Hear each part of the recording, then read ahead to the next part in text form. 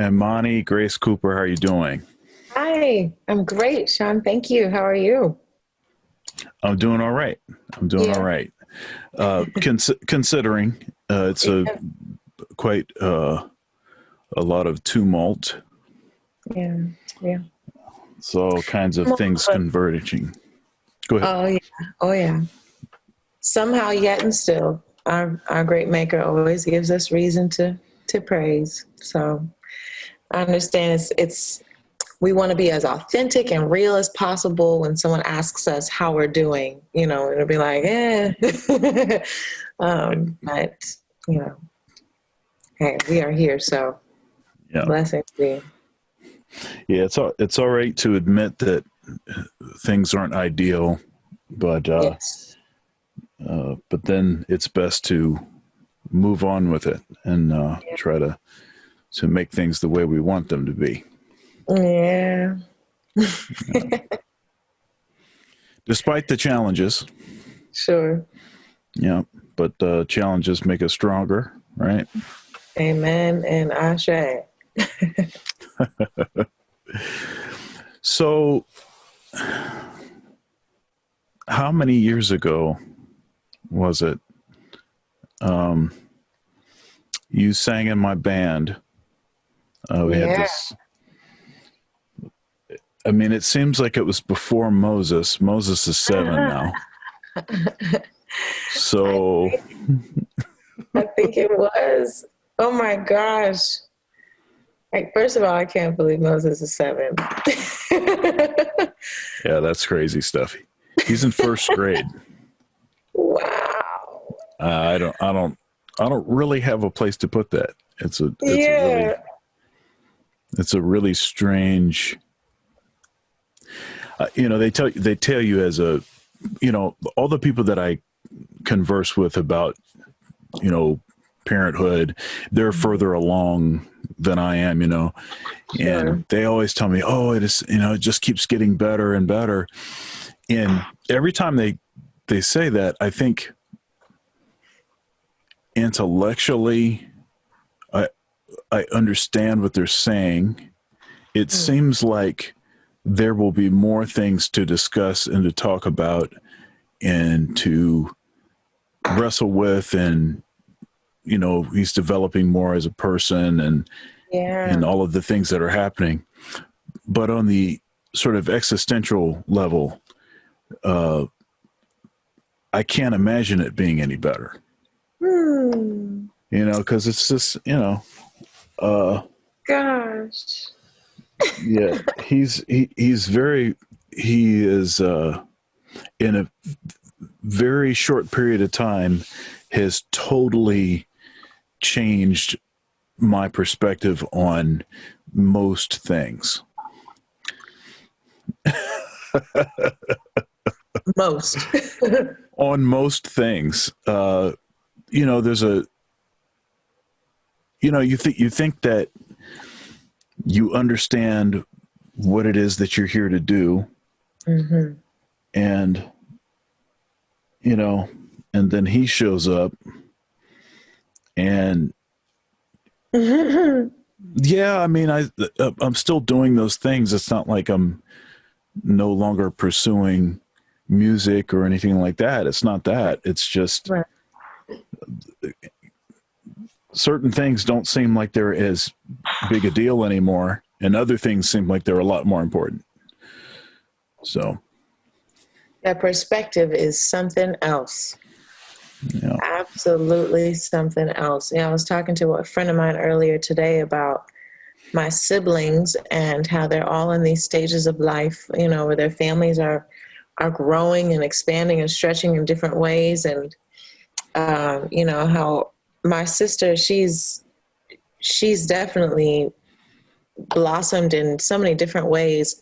But then again, when she had her children, she was like, it was like it went from here to like, it was like a different game. It was something, and it wasn't just her. It seemed molecular. It was like something. It no, was like really, truly changed, and her motives for things, her ways and modes of things, just all seem to evolve. And like you said, some things are less important, so that's beautiful. Well, so it had to be longer than 7 years ago. So, Yeah. 8 or 9 years ago. It's been a while. Okay. I think it was about 9 years ago. That doesn't seem right. That's crazy. Was that 9 years? Goodness gracious. Well, so unfortunately, I had to cancel the jazz festival, Yeah. which I had invited you to be a guest for. I was all looking forward to that. Hadn't had the opportunity to collaborate with you in a while, and so I was like, oh, this is going to be the thing. And then, of course, it's like, I reflect back on some gigs that I had in February, and it just seems like so long ago. Right. And it really wasn't that long ago. I remember, I remember being in April, May, and February seeming like it was forever ago. It was just like a couple of months ago. Right. Now, I'm an introvert,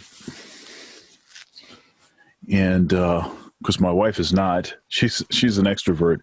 Of course, you know that very well. I sure do. Because you knew her before, well, how long have you known her? Let's go there. Let's see. I believe I know my first recollection of Miss Laurie had to have been through New Salem Missionary Baptist Church. And I started going there when I was 7 years old. So I'm not sure if she was there in 98, but I think she was. Yeah. So. Yeah. So you've known her a lot longer. She's known you a lot longer. And matter of fact, she was who encouraged me to get in touch with you about singing with my band. That's awesome. And so, of course, she knows what she's talking about. Yeah. And so, the rest is history, as they say. Sure. But like I'm saying, I'm an introvert. So this quarantine, and then it's different in different parts of the country, Sure. Some places, like gyms have, still not open. Or they open for a period of time and they close back. Or like in the case of Michigan, I think 2 weeks ago, I think they opened up. Ohio, where I live, actually, the gyms opened up the day after Memorial Day, and they've been continuously open since then. So it just depends on, and then you may have heard this in the news. I found out about this on Sunday. I think the news might have broke on Sunday. Florida has lifted all restrictions. No social distancing, no nothing. I think I did hear about that, actually. Yeah, which is, given some of the bumps and some numbers in some things that they've dealt with, they were hit a lot harder than Ohio was. Of course, the East Coast was hit really hard. The West Coast, California, is still kind of shut down. I interviewed Carly Thomas Smith last week, and she's out in California, and so she was kind of talking about how things are, and it's still it's strange because we're one country, but it's very different in different parts of the country. Different kind of. Thank you so much for watching my video so far. If you'd like to support, there are several ways to do so below. Also, likes are free. Please comment, share, and subscribe. Now back to the video. Country, different kind of folks, and politics has a pretty profound impact on just the way that certain things operate in certain places. Things like this remind us that we are the United States and not just the Union, or Right. It's a very interesting game, the systems that play in this nation. It's interesting. Even the federal versus local government tug of war that seems to impede on a lot of good things and a lot of like important things in life, and then just wreak havoc on the small, minute things that it's like, really? why are we even fussing over this? This doesn't make any sense. What we needed you to do was we needed you to fuss about this, though. Like, this is Right. where federal government could have said, what, we're putting our foot down here, because as an entire federation, as an entire family, this is what, mom and dad are saying no to this. Now the siblings can rival over this stuff and this stuff and this. So unfortunately, but yet fortunately, 2020, as I kind of thought it would be a year of revelation, and truly an eye-opening one. And it has been, I know, for me and, a few of my close friends who have said, things like, or even things that float around on the internet that are popular to say, like, I've seen people's true colors in 2020, and Right. things that may feel cliche to say, but have been, more ironic than fake, or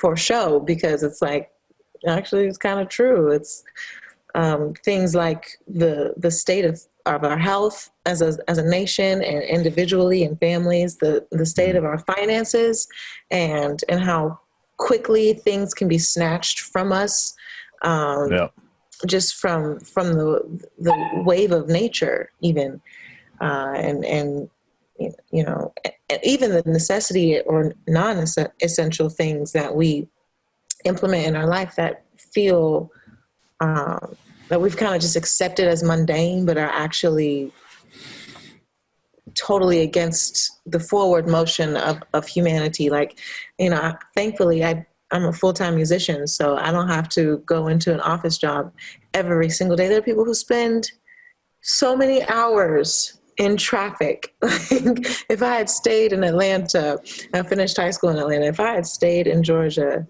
having to even commute from my home to my job could easily turn from a 20-minute commute to an hour to 2-hour commute from traffic, and it's like, and most people are doing jobs that can be done from home, or from their vacation home. It's like, why are we forcing people through this traffic at these two particular times in the day?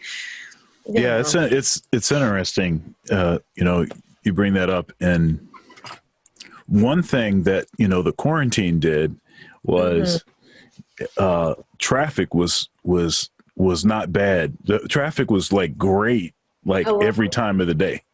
Like, It reminded me of Cuba. Like, in Cuba, there is no rush hour. You go to Cuba because like, they're working, but they're doing work that needs to be done, so it can be done from anywhere. There's very few like pushing paper type jobs in Cuba, and it was a part of the liberation movement that they were going to work for themselves, work for their families, and do things that helped them survive, so that they were working to live and not living to work. And the traffic, like you said, it was beautiful. I was going to the grocery store at 9:00 in the morning. Usually I wait till noon, till people are at work, but I was like, I can go first thing in the morning. There's nobody on the street, It's like, My goodness. Speaking of grocery stores, Yeah. so I've never been to the grocery store so often, and we kind of split the grocery shopping, but I've been trying to do more of it, and especially since the quarantine, I kind of was like, okay, I'll definitely try to do this more. Mm-hmm. But you know, one thing, it's like you go in these public places, and it makes you realize how much that people really don't have like a self-awareness about other people's personal space. Like they have no, they totally, now Lori will just tell people, hey, you need to back up. No, that's 6 feet, you know, you know, I'm pretty shy, but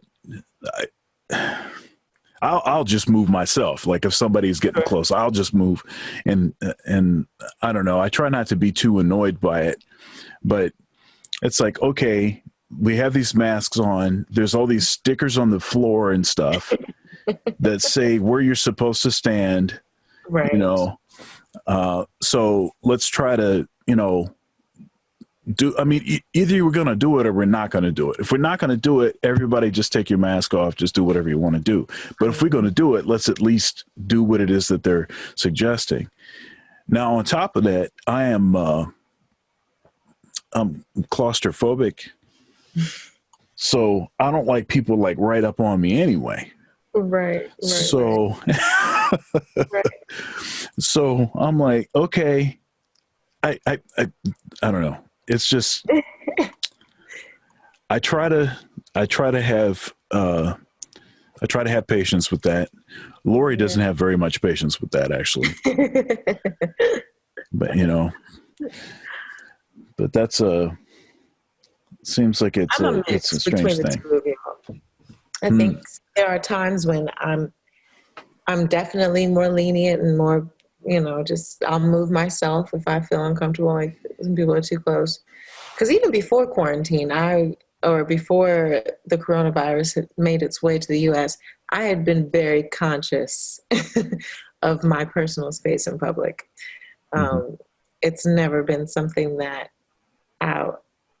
like this is not new for me. Coming in the house, even washing my hands, like. Yeah, now, is part of that is part of that the singer thing? Like you're trying to protect your voice, or no, it's just me. Just you. Okay. Just me. Sleep, yes. Now the sleep is protection for my vocals, but right. Yeah, it's just not wanting to touch public. You know what happened? I got scarred. My mother told me a story. When she was living in Minneapolis, Minnesota, she was working at a bank, and she was rushing during one of her lunch breaks, and she opens the door of a cafe, and there was a wad of bodily fluid. Oh, no. Just Tight. it was just on the just in her hand, and she was just like. And that scars me. Like I've never touched door handles. It's not been a thing, you know. Just no. No way, Jose. So then when quarantine happened, I was like, oh yeah, see, don't touch this stuff out here, people. It's gross. Yeah, the reason I asked you that thing about protecting your voice is I interviewed Kamwana Donner, and she's a soprano, operatic soprano, and you know, great singer. She's from Detroit, and she's actually married to Vincent Chandler, who's one of my great friends from a long time, and he's a great trombonist, and he's played with everybody. They both are faculty at Wayne State University. Beautiful.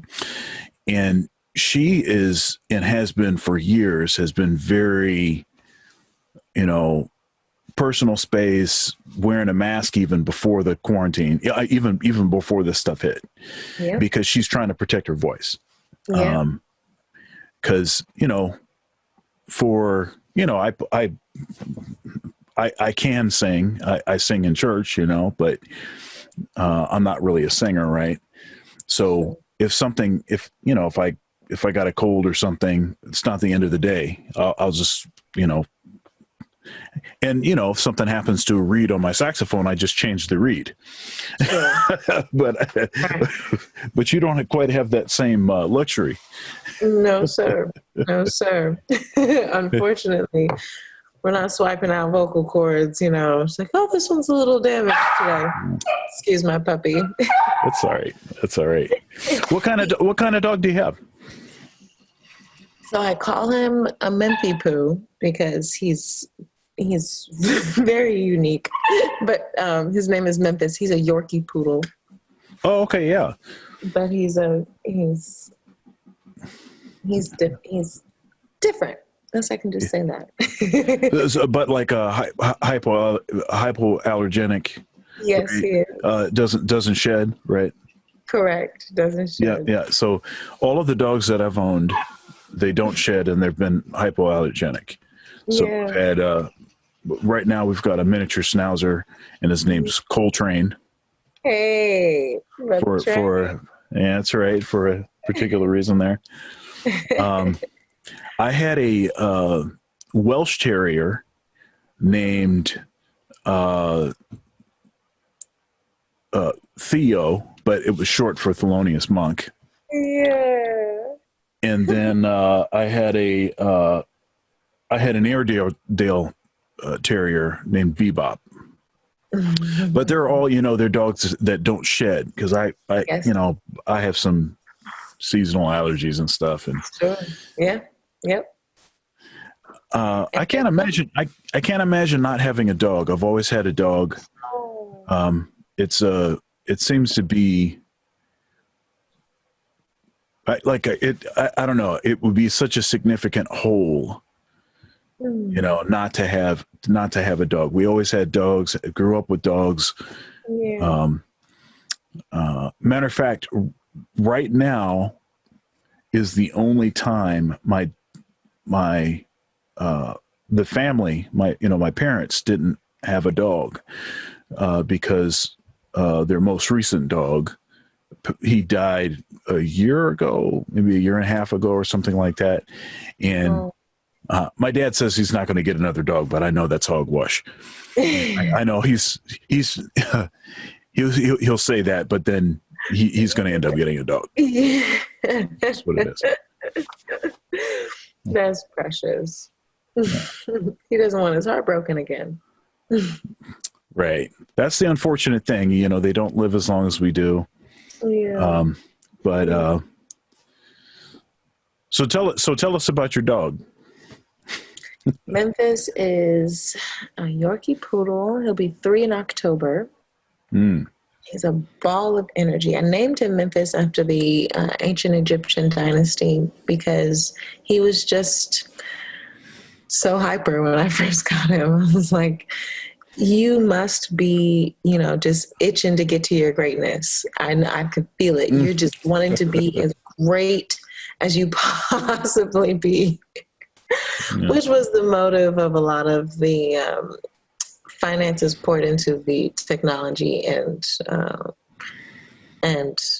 art, really, in Memphis, the Egyptian dynasty. So I named him after that, and he loves when mommy sings to him. It's so precious. And I got does he try to sing along? Sometimes he'll I can't tell if he's whining like I need you to stop or louder or something, like what he's trying to say, because it doesn't quite sound like singing, but he could be trying to sing along, you know. I've seen videos like that. But he really likes Alex Isley.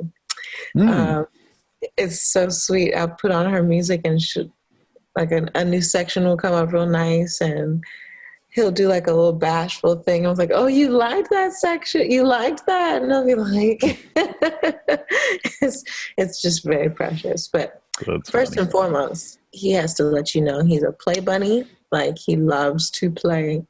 Anytime I have a guest or friends over, because I used to love to host and entertain a lot. That's been one of the misfortunes of quarantine. But whenever I did have guests over, I had to warn them, like, Mhm. I'm just letting you know, if you pick that toy up, he's going to keep bringing it to you. It's going to be the whole night. But it's going to be your friend. Like, That's right. he is your friend. Yeah. So. Yeah, that's what well, Coltrane is getting a little older now, so he doesn't he has bursts of his former self, you know, spastic, running around in circles and stuff, you know. Moses harasses him quite a bit, so so he's getting a lot of exercise these days. Oh, good. But you know, he has no loyalty, you know, like he knows he's with us. He barks, Sure. he barks at you until you pat him, and then and then now that's your dog. You know, it's like that. That's the greatest thing about dogs. I mean, Yes. you know, there's the age old, you know, are you a cat person or are you a dog person? And there are some people that are like, oh yeah, we have cats and dogs, you know, I like them equally. But most people are either a cat person or a dog person. Sure. And I don't trust cats. I just don't know what I don't know what they're thinking about or what their motives are. Sure. And it's strange to me, like an animal that is not particularly reliable as a pet I mean, you can try to call. I mean, a dog comes when you say, "Come, get over here."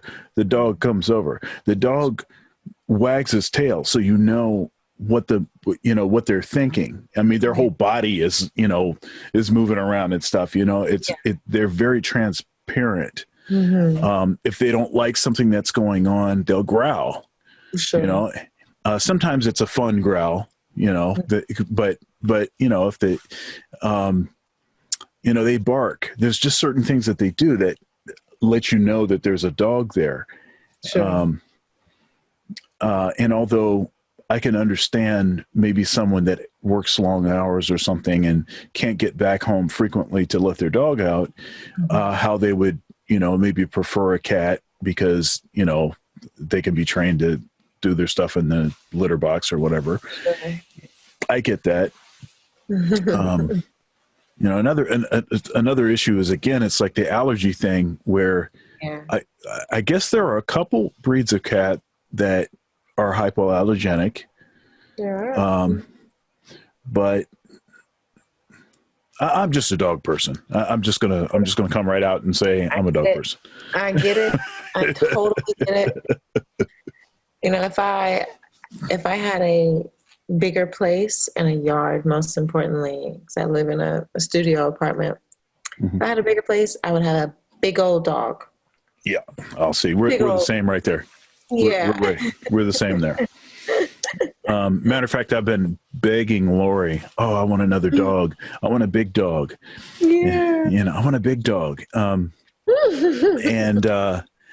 she's like, well, fenced in yard, we can have a big dog. I was like, that's a...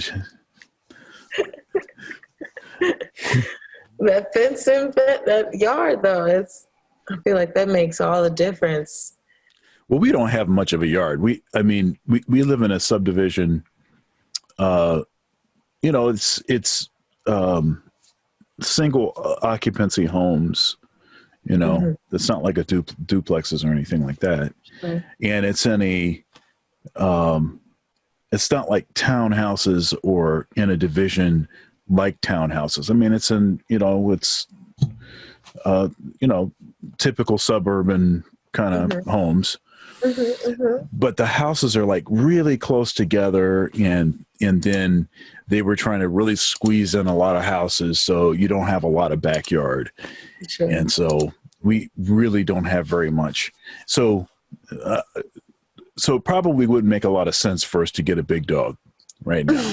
Although I would still take one. Yeah. Yes, indeed. Yeah. Well, here let's shift a little bit. So why don't you talk to us a little bit about how you grew up, maybe music that you heard around the house, maybe some early mentors and teachers and that were influential. And when did you know that music was going to be the thing for you? I'm the baby of 5, and all of my siblings, both my parents, my grands, and a few of my aunts and uncles were either musicians or big fans of music. Right. And my mother is classically trained in concert piano and voice, and played all my life and was a choir director everywhere we moved. And I moved to DC in 2010 to go to Howard University. When I first entered or was first accepted to the university, I was accepted as a bio major on pre-med track. And I got there freshman week, and they were holding auditions for the music department. And I got in and was like, yeah, okay, cool. I don't need to do this science stuff. I'm going to go ahead and do music. And when I think when I made that decision was when I started putting consciousness to self-pleasures. I'd grown up under the wings of a very liberal household, but very intentional household. My parents are firm believers in Jesus Christ, and in our spiritual practice, we believe in order and planning and true desires being met with, lack of a better word, true hustle. So it's like, if you like something, if you want something, then you need to set up your surroundings in your life so that your wants and desires fit right in instead of being superficial or added on. So I was always enthralled with music and the arts because of my surroundings, but also because of what God had already input, in my heart. It was just, it was like the destiny and manifestation all worked together. And I didn't really personally have to do much thinking about what it was I was going to do. I was just like, yeah, I'm going to be a musician. Like, I've gone to all these art camps, all these basketball camps, science camps, you name it, with, honor roll, all the different things, honor roll to like 11th grade, but, all of these different things, and was like, but truly actually opening my mouth on the stage and singing was like really my biggest passion growing up, and is now even still with the other things that I love, including hospitality and caregiving and helping people realize what I've realized. And I think the biggest thing that in my season right now, it has been a revelation of oneness and how important it is to be aligned as much as possible with the Spirit of God, and knowing that the energy that we are and the energy that He is works together so beautifully, just the way God already orchestrated all of this stuff. He is us. So as long as we oil the machines properly, we we tend to just fall in line with his will, and life becomes easier. So I know what the three things that stick out to me most importantly with that alignment is health of the mind, the body, and the spirit. Without getting too deep, but the science of it all that connects those things to me is water. The tangible thing that we can see, we can feel. And since we are made up of mostly water, if we could drink as much of the clean water as possible, be around as much of the clean water as possible, and help the systems that are within us and around us flow with water, then that's just one little thing we can do to get closer aligned with the spirit and energy of God. But to go back to my childhood, I was born in Minneapolis, Minnesota, and moved from there when I was 2. We moved to Orlando, Florida. My father's job had us moving quite a bit, so moved there, then Erie, Pennsylvania, Columbus, Ohio, from 98 to 2005, and then moved to St. Charles, Missouri, a suburb outside of St. Louis. Then we moved to Cumming, Georgia, which is about 40 miles north of Atlanta. And my church was in Southwest Atlanta, better known as the Swamps, in College Park. And everywhere we lived, my mother was working in church as a director of some sort, and my father was helping in some type of other ministerial position as well, until we moved to Georgia because we lived so far from the city, and my father already working, and it was just a lot. But me and my family have been deep in church since before my generations too. That was their peoples and their peoples as well. And so now push forward to 2020, I sing at the National Cathedral in Washington, D.C. And it's interesting because it's like no other church I've ever attended, but it is so plainly for the health and love of the growth of spirituality and facilitating relationship with Christ that I'm overjoyed every week to just be in the building, and to experience, my brothers and sisters from different mothers and misters is pretty interesting. It's a first for me, but I can appreciate it so much. Is another thing that 2020 has brought to me. Well, actually, I started singing at the cathedral in 2000. Excuse me, it's 2020, 2018.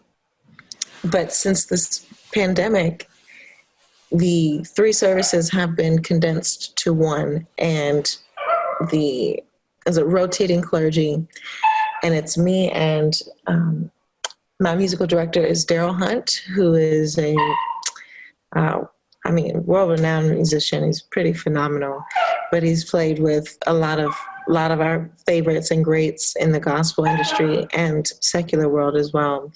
So it's been me and him doing the music, as well as Marshall Keys on saxophone, and there'll be Brother Tom, I'm trying to think of Tom's last name, on organ, and a rotating other vocalist who also does solo. So we do our solo canting. Excuse me. Memphis. He wants some attention. He's like, lady. So yes, I think that's pretty much everything now, up until now. Now I'm finding trying to find the most appropriate avenue or way to release all of the music in me, because people, especially in like 2010, the popular question was like, who do you sound like? Who are your influences? Who do you listen to? And at the time, up until that point, I only really listened to the radio. I didn't have like a ton of records and CDs. I LimeWired a little bit, you know, but I wasn't, Mm-hmm. I didn't have a crazy music catalog. And everywhere we moved, I could always turn to somebody's, you know, I don't know, like 98.9 or 107.5, and it'd be, I can't remember the stations in Columbus, but it'd be someone's, you know, smooth R&B classic station. Mm-hmm. That's really what I loved to listen to growing up. But I never knew who any of those artists were until, you know, we got these handy dandy Google devices, basically. Right. And I even have a playlist in my Spotify account saying, I know that song. It's just titled, I know that song. It's songs that I had heard growing up and had a chance to then like catch it when I'd be listening, like, oh, what is that song? I've heard it all my life.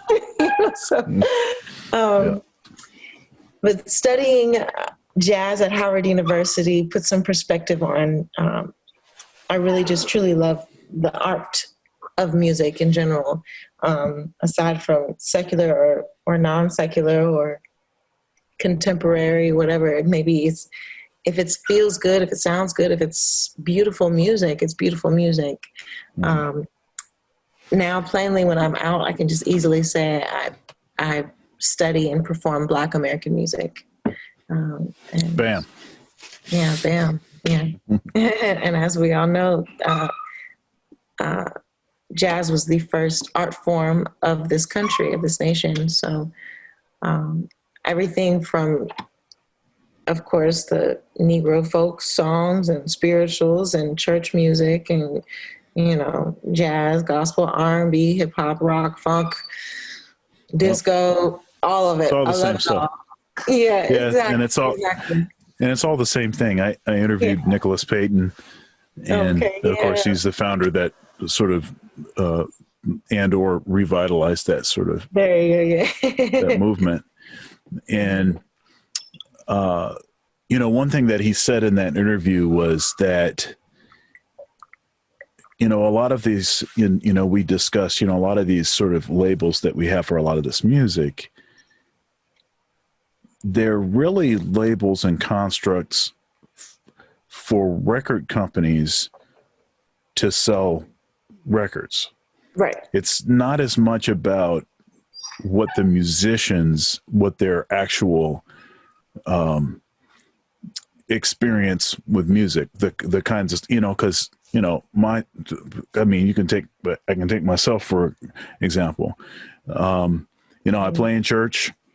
You know, I this past Sunday I played in church, and then I had a jazz gig, you know, after church. I've produced hip hop.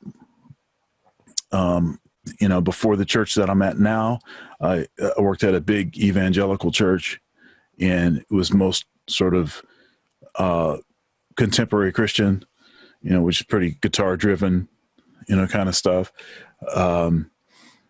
You know, there's a connection in all of that, and I didn't feel and don't feel alien to, you know, to any of those styles. It's because it's the same stuff. It's all connected with the same principles, the same, you know, now this obviously this nuance that you have to address. And, you know, I always tell my students that the worst thing that you can do is, you know, you don't really have any understanding of the nuance, you know, of like R&B or something. And I'm really a jazz guy, right? And I don't even listen to any of that music. Right. And then I just basically approach it the same way. Right. And obviously that's going to sound, that's not going to sound like you, that you respected the music in the, you know, at the level, but that's a different issue. Sure. Exactly. But it's really all the same stuff. And I would further say that, and I did I played with the Columbus Jazz Orchestra frequently, and Mavis Staples came to sing with us, and as part of her remarks during during the concert. Mm-hmm.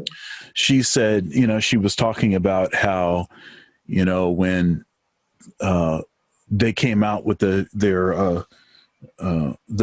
song they're most known for, and they got a lot of criticism from, especially from church folks. Got a lot of criticism for doing this song, and she famously, she said at the concert, and she famously has said, "The devil don't have any music." Come on. Or I think she said, "The devil ain't got no music." I think that's actually what she said. And it's interesting because you can actually stretch that back historically in the history of Christianity. Mm-hmm. So this whole secular sacred dichotomy, that's actually an artifact of the Protestant Reformation. Because prior to that, and in particular, if we can talk about the early church, and when I say early church, I'm talking about, 500, 500 AD, back to the time of Christ, right?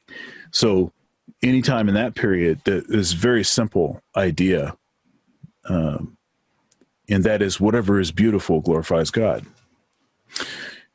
And now, obviously, there's a different purpose or motivation for different kinds of music. So, for instance, liturgical music has a particular function. Mm-hmm. But the early church did not believe it necessary to make any sort of qualitative assessment or hyper spiritual assessment about liturgical music, as opposed to music that was beautiful but just was not serving a liturgical function. Unfortunately, what started to happen because of this artifacting from the Protestant Reformation is there are certain things that we sort of threw the baby out with the bathwater, so to speak. Mm-hmm. And so we started erecting this sort of sacred secular type of thing. Now obviously, "Baby, Take Your Clothes Off," we can those kinds of songs. Now, obviously, you can analyze the lyrics of something and then make some assessments on, is that music appropriate, for kids to be listening to. And does that invoke the Spirit of Christ? Right. Like, is WAP really what you want your kids to be dancing to, Mm-hmm. So you can ask those questions, and that makes sense. But there was never any need, it was never necessary to draw like a line in the sand and say, okay, all the holy people stand on this side, you'll now be doing sacred music, and all the heathens on this other side, you will now be doing secular music. So, so it's just interesting how things develop and change over time, and how easy it is to lose the connection to the past. The past is so important. The past is why we are where we are. What do they say? Those that, refuse to study history are doomed to repeat its mistakes. For sure. And our politics has been our national politics has been exposition on that fact. For sure. Yeah. But that's what it is. And we are here. Now, somebody else that I interviewed, Warren Wolf. Okay. So you're on one of his projects. You want to talk about that? Sure. I met Warren when I was in school at Howard University, and we were both on a Congressional Black Caucus gig. And um, then a few years later, he asked me about doing some touring with him. And he was like, yeah, I appreciate your style, and it's close to what I'm kind of trying to do. So, because he didn't want to do just straight ahead, ting, ting, ting type of jazz. But still, of course, he's a jazz musician. I don't care what he say. He can fight it all he wants. So Right. he didn't want to just hire a straight up R&B singer. But my style of, I guess, jazz is closer.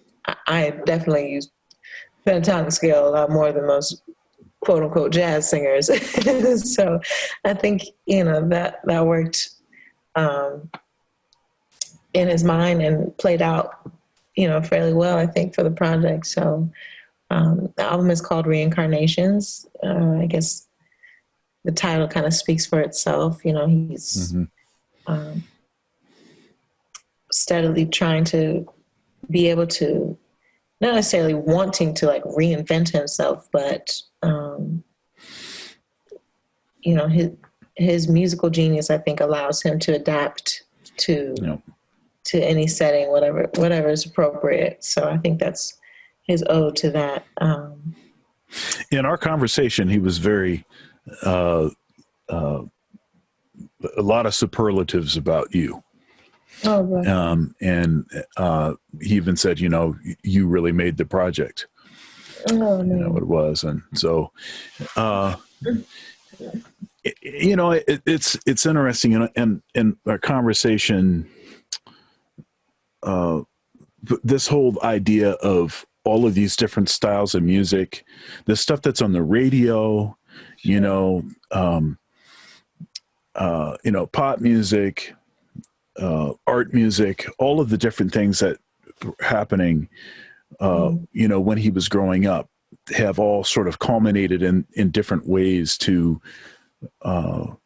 sort of inform his music, his composition, his interpretation of things.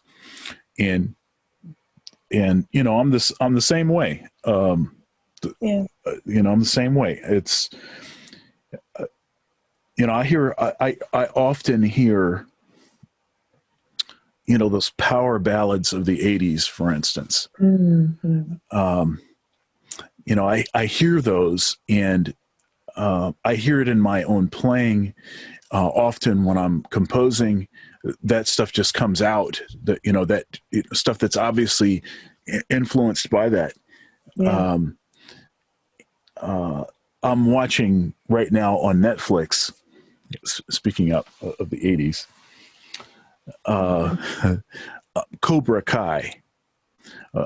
So what Cobra Kai is in the Karate Kid movies, not the remake, but the original Karate Kid movies. So basically what Cobra Kai is that everybody's grown up, and it's in modern day. So it's the same amount of time has passed. Right. And so you kind of see how some folks didn't do as well and other folks did better. Daniel LaRusso, he owns, several car dealerships. He's doing very well, but you see how these sort of old rivalries, they sort of start themselves back, because Cobra Kai was the dojo of the, of the bullies, okay. And so they brought that back, but then they've tried to, it's very interesting, but I brought that up because the music that is in the series, there's a lot of those 80s songs from, some stuff from the movie, but a lot of stuff just from that time period, because they're sort of referencing that. And although the acting, I mean, it's all good people, but the acting is not, it's not like first rate acting. It's okay. And I think the storytelling is maybe not as strong as I thought it might have been, but it still starts to grow on you because of the, how important those movies were, in my life at that point. Yeah. And so it's very interesting. Are you a Netflix person, or do you watch, do you have series or anything that you checking out? Not right now. At the top of quarantine, I definitely got into, what's his name? Black Lightning. Oh yeah. I was highly upset that no one had told me about it before. Oh yeah. I was like, wait a minute. I really enjoyed it. I watched the whole thing. Great series. That's a great series. I really liked it. Really liked it. But now, no, I don't. What was I watching? I had a silly relief. Oh, on Hulu. An animation called Archer. And I haven't dealt with that yet. It initially aired on FX, I believe. Yeah. And I like it because the humor is ridiculous. It's just silly. But as the series progressed, you could tell that the true wit of a lot of the writers that had just been, pushed down and pushed down and pushed down to just make stupid funny was starting to boil over, and the humor became much more sophisticated. And I was like, oh, this is actually very funny. Like, it kind of, Yeah, I think I've seen like one or two episodes, but I'm gonna go back to that. That reminds me. Yeah, like I said though, the first couple seasons, it's just raunchy, ridiculous. But as it goes on and the characters actually start to build, takes a little while, but then it's quite entertaining.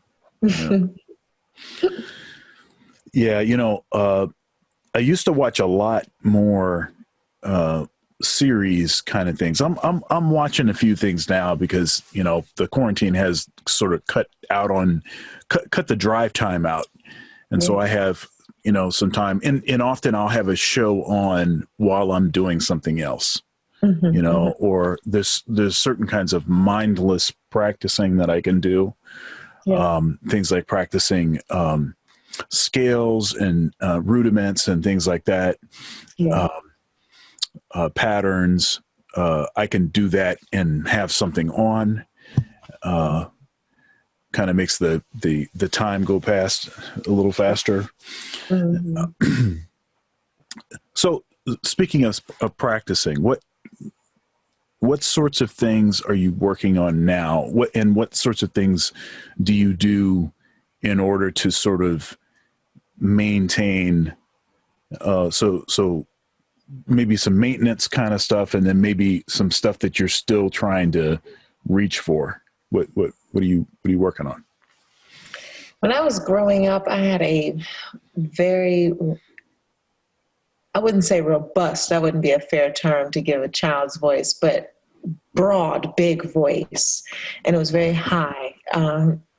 And as I've grown over the years with so many different influences, the timbre and tone of my voice has shifted to a much softer and slighter voice. And I've recently learned that was a muscular thing. It wasn't just psychological.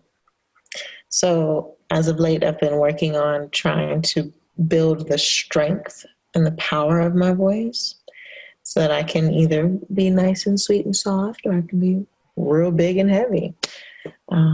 And I am also working on pitch, always and forever, because, you know, the pitches that we hear naturally in nature don't align with the keyboard. So it's very easy to fall out of tune as an instrument. And I noticed that when I would like put little things and voice memos and things in my phone, and I would go play it, and I'd be like, "Ooh, so what note was I going from?" It wasn't this one, but it wasn't that one. So, like, okay, I need to practice with a pitch every day. So, really a lot of quarantine, I've been working on chromatic scales with an actual pitch. I have a new pitch pipe on my phone that I truly love. And let's see, I'm working on range and intonation. Those are my big two things right now. Yeah. You're asking now, like exercise is what I do particularly? Yeah. Well, without giving away too much of my juice, because I also I will go through with a pitch pipe, and the pitch pipe app that I have can sustain the note or just play it one time. So I'll press the sustain and just match up as much as possible with that note and the surrounding notes.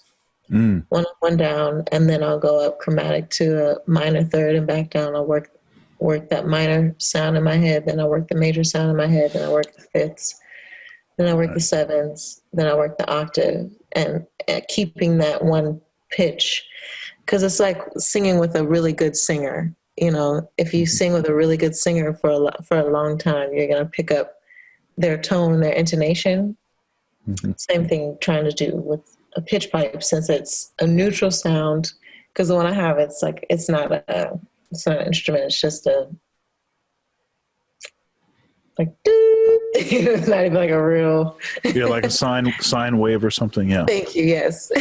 So I can just press that or sing it in there and get it good, and then it'll put the actual pitch and use that as my true guide, instead of this halfway B flat thing that we get, you know. Right. Now you were you're a terrific singer. I mean, you sound as good as anybody as I've heard. Period. Oh man, John, that's and I have thank you. And I have had the pleasure of performing with a lot of great singers. I interviewed Shayna Steele. I don't know if you know who that is, but Shayna, she sang with Snarky Puppy. Nice. She's on, but she's, obviously before the pandemic, she was, booked all over the place. One thing that's seems to be common is, all of the musicians that I've interviewed have told me that before the pandemic, they were on pace for sort of a record-setting year. All of these bookings, all of this really big stuff going on. It was the same for me. And then, of course, that stuff all changed overnight. And so artists have had to sort of reimagine some things. I mean, you see some people being more aggressive on social media, maybe doing live streams, concerts. Some folks have, started to do more lessons. And I know that that's something that you're doing.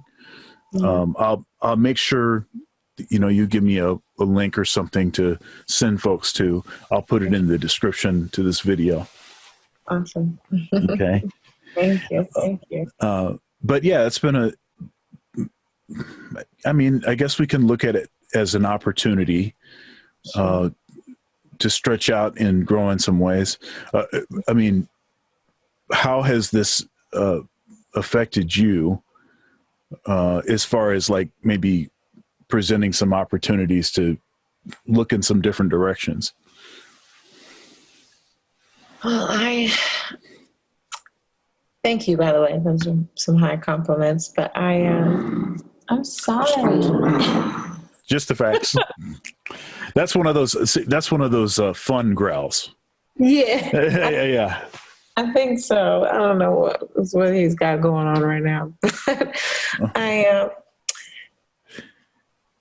am very much so I'm realizing how much of a musician I am and how little business practice I really like to do. It's like I'll do what I have to do. But I'd much rather just show up, hand me the microphone. I'll do a nice sound check, get the band together, we do the music, I leave, it's done. So, but during this pandemic, I've had to really fully, completely solidify Imani-Grace Music as a business. And, my LLC, I made sure that I was all official, my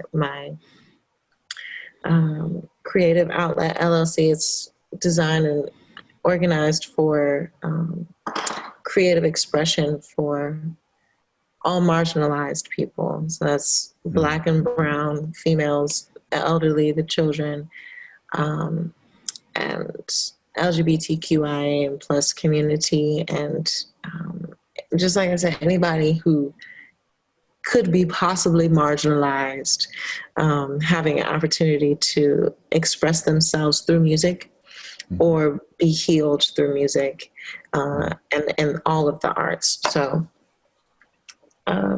quarantine has definitely helped me realize that, as a musician, and that shouldn't just be a musician in 2020, but as a self-employed and sometimes even self-contracted musician, I have to be able to keep all of my ducks in a row and, make sure the whole train is taken care of, not just the one cart, the one small cart of the notes and rhythms, but the whole, all of the other 18 carts that are on the train of musicianship. So, yeah, it can be challenging, but you got it.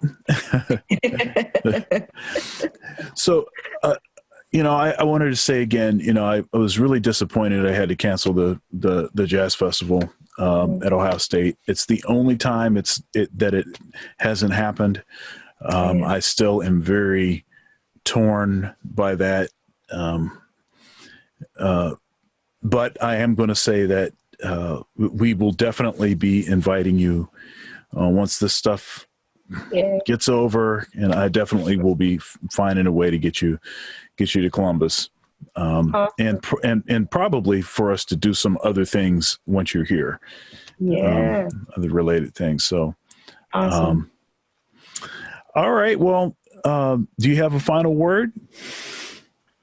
Yeah, God is love, and I can't wait till we can get up and get some music together. Brother Thunder, it's always a pleasure. And for any and all who are listening, please keep up with your girl. Find me on all the social media platforms. My name means to have faith and grace. When my mother named me, she believed and still believes heavily in the power that is having faith in grace.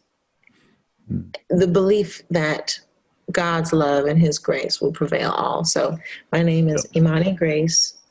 You can find me on all the socials, I like to say it shows that I'm Googleable. So, yep, that's all, folks. Got some music coming up, of course. Always working with phenomenal musicians. Even during the pandemic and quarantine, we've been figuring out ways to do safe recordings. And I've set up my little home studio booth situation. Well, I'm still working on it, but it's, we're coming together. So. Yeah. All right.